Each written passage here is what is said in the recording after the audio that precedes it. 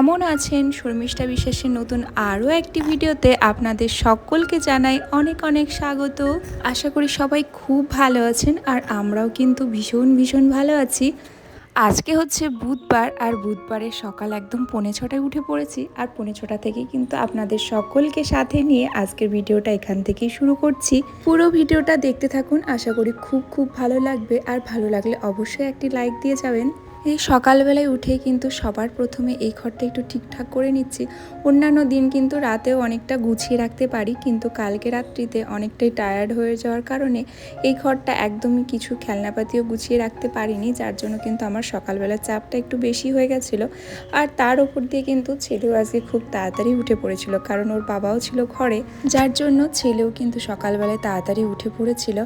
আর উঠেই কিন্তু ওর বাবার সাথে একটু খেলা করছিল পাশের ঘরে শুয়ে শুয়ে, ততক্ষণে আমি এই ঘরটা একটু টিপটপ করে নিচ্ছি। তারপরে কিন্তু তাড়াহুড়ো করে একটু ব্রেকফাস্টটাও বানাবো। ব্রেকফাস্টে আজকে তেমন কিছু বানাবো না, রাত্রিতে একটু দই বসিয়েছিলাম, সেই দইটা রয়েছে, আর তার সাথে সাথে কিন্তু একটু পরোটা বানাবো। একেবারে সিম্পল ব্রেকফাস্ট করব, মানে দইয়ের সাথে একটু পরোটা, আর তার সাথে তো চা রয়েছেই, মানে বাঙালিদের প্রিয় চা। আর তার সাথে সাথে কিন্তু সকালটা একদমই জমবে না যদি চা না খাওয়া হয়। এই যে জামা কাপড়গুলো আগের দিনকে কিন্তু বিকেলবেলায় তুলেছি, আর আগের দিনকে কিন্তু রাত্রিতে একটু ঘুরতে গিয়েছিলাম, যার জন্য কিন্তু এই জামা কাপড়গুলো একদমই মানে গোছানো হয়নি, গুছিয়ে ঠিকঠাক করে রাখা হয়নি। ওই কয়েকটা জামা কাপড় একটু কেচে দিয়েছিলাম, যার জন্য ওই কটা জামা কাপড়ও কিন্তু সকালবেলায় একটু ঠিকঠাক করে গুছিয়ে নিলাম। আর এবার কিন্তু ঘরটা একটু ঠিকঠাক করে ঝাড়ু দিয়ে নেব। এখন না প্রত্যেক দিন বিকেলের দিকেই নয়তো একেবারে রাত্রের দিকে এমন মেঘঝড় আসছে না, তাতে কিন্তু প্রচুর ঘরের ভিতরে ধুলোও চলে আসছে, আর তার সাথে সাথে কিন্তু বৃষ্টিটাও হচ্ছে। এখন সব মিলিয়ে কিন্তু খুব সুন্দর একটা ওয়েদার থাকছে পরের দিন সকাল থেকে। তারপরে আবার যখন দুপুরের দিকে রোদ উঠছে, সেই জানা তাই গরম, সেরকমই গরম পড়েই যাচ্ছে। আগের দিন রাত্রিতেও প্রচুর পরিমাণে ঝড় হয়েছে, আর তারপরেই কিন্তু বৃষ্টিও হয়েছে, আর যার জন্য এই যে এখন কিন্তু পুরো ঘরটা ঠিকঠাক করে ঝাড়ু দিচ্ছি, কারণ প্রচুর ধুলো হয়েছিল। বলে উঠেই কিন্তু একদম পাগুলো কিন্তু একদম কিচকিচ করছিল বালির জন্য। আর তারপরে কিন্তু ঝাড়ু টাড়ু দিয়ে নিলাম, আর একটু ঠিকঠাক করে ক্লিন করে নিলাম ঘরটাকেও। আর এখন কিন্তু রান্নাঘরে চলে এসেছি। ময়দাটা আগেই মেখে নিয়েছিলাম, আর দইটা কিন্তু আগের দিন রাত্রিতেই বসিয়ে রেখেছি। আর দইয়ের মধ্যে পেঁয়াজ টেয়াজ কিছুই দেবো না আজকে, একদম সিম্পলভাবে পরোটা বানাবো, মানে ওই চিনি লবণ যা দরকার হয় পরোটা আর কি ময়দা মাখতে, সেরকম করেই কিন্তু ময়দাটাকে মেখে নিয়েছিলাম। আর তারপরে এই যে একে একে কিন্তু পরোটাগুলো বানিয়ে নেব। কারণ ওদিকে কিন্তু বাবুর বাবাও কিন্তু খেয়ে তারপরেই চলে যাবে হচ্ছে কাজে। আর এই সকালবেলায় ব্রেকফাস্টটা বানিয়ে দেবো, তারপরে কিন্তু আবারও দুপুরবেলাতে চলে আসবে লাঞ্চের টাইমে। আর আজকে লাঞ্চে বানাবো ভেবেছি একটু সয়াবিন, মানে একটু অন্যরকমভাবে সয়াবিন বানাবো, মানে একদম যেরকম ওই যে শাহি পনির বানায় না, সেরকমভাবে একটু সয়াবিনটাকে বানানোর চেষ্টা আছে।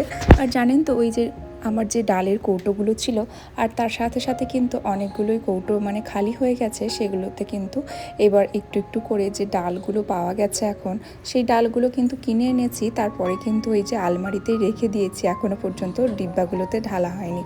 ডিব্বাগুলোকে আজকে ভালো করে ধুয়ে রেখে দেবো, পরে কিন্তু ডালগুলোকে একদিন ঢালবো। কারণ একই দিনে এই যে ঘর মোছা থেকে শুরু করে ঘর ঝাড়ু দেওয়া, তারপর আবার ছেলের খেয়াল রাখা, সেসব করতে গিয়ে কিন্তু এই যে কাজগুলো আমি একদমই একই দিনে করতে পারি না। তাই একে একে সমস্ত কিছু আমাকে করতে হয়, কারণ ওই প্রথম দিন হয়তো আমি একটু ডিব্বাগুলোকে ধুয়ে রাখলাম, পরে অন্য একদিন হয়তো আমি ওই ডালগুলোকে ঠিকঠাক করে ডালের কৌটোগুলোতে ভরলাম। আর অনেকটা পরিমাণে সয়াবিনও কেনা হয়েছে, যার জন্য কিন্তু সয়াবিনের জন্য একটা বড় ডিব্বা দরকার। তো সেরকম একটা বড় ডিব্বাকেও আমি আজকে ধুয়ে রাখবো। আর এখানে না ওই যে গোলমরিচ, তারপরে লবঙ্গ, এলাচ, বড় এলাচ, এসবের দামটা একটু পরিমাণে বেশি। আর সেই জন্য কিন্তু একদম বাড়ি থেকে, মানে গ্রামের বাড়ি থেকে এই যে জিনিসগুলো কিনে এনেছি, মানে শাশুড়ি মা সমস্ত কিছু দিয়ে দিয়েছে।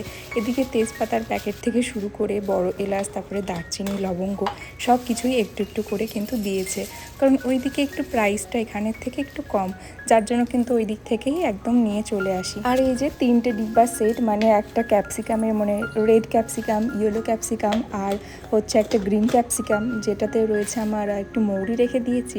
আর এই দুটোতে আমি কিন্তু এই গরম মশলাগুলো ঢেলে রাখি, আর তেজপাতার জন্য কিন্তু আমি আলাদা একটা বোতলে রাখি, মানে বোতল ঠিক না, এটাও একটা ডিব্বা।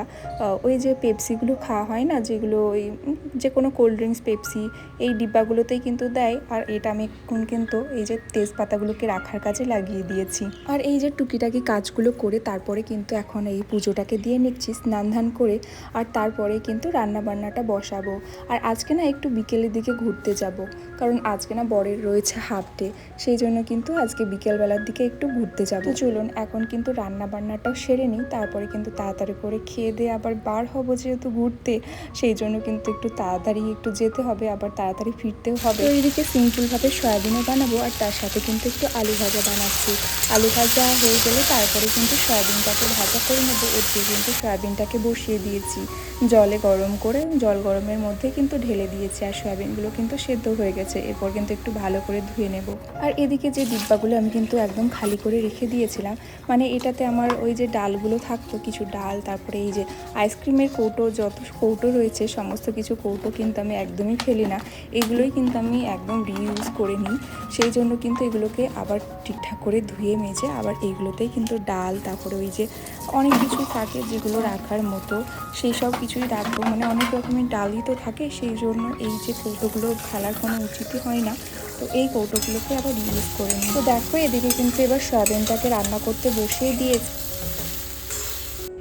তারপর এই যে এখানে চলে এসেছি বিকেলবেলায় ঘুরতে এসে, এইখান থেকেই কিন্তু আমি ওই যে লবণের ডিব্বাটাও নিয়েছি, আরও অনেক কিছুই, মানে যত রকমের বোল সেট, সমস্ত কিছুই, কাপ সেট, সব কিছুই কিন্তু এখান থেকেই নেওয়া হয়েছে। আর ওখানে সেরকম কিছু খাওয়া দাওয়া করিনি, একটু মোমো নিয়েই কিন্তু চলে এসেছিলাম বাড়ি, কারণ বাড়িতেও কিন্তু খাবার টাবার রয়েছে, যার জন্য কিন্তু কিছু একটু টিফিন নিয়ে চলে এসেছি। আর এই যে মোমোটা সার্ভ করে দিয়েছি। আর এদিকে দেখো ছেলের অবস্থা, কাঁদতে কাঁদতে কখনো খেলা করবে, খেলতে খেলতে আবার কান্না করবে, আবার খাবে, এরকমই করতে থাকে সারাদিন।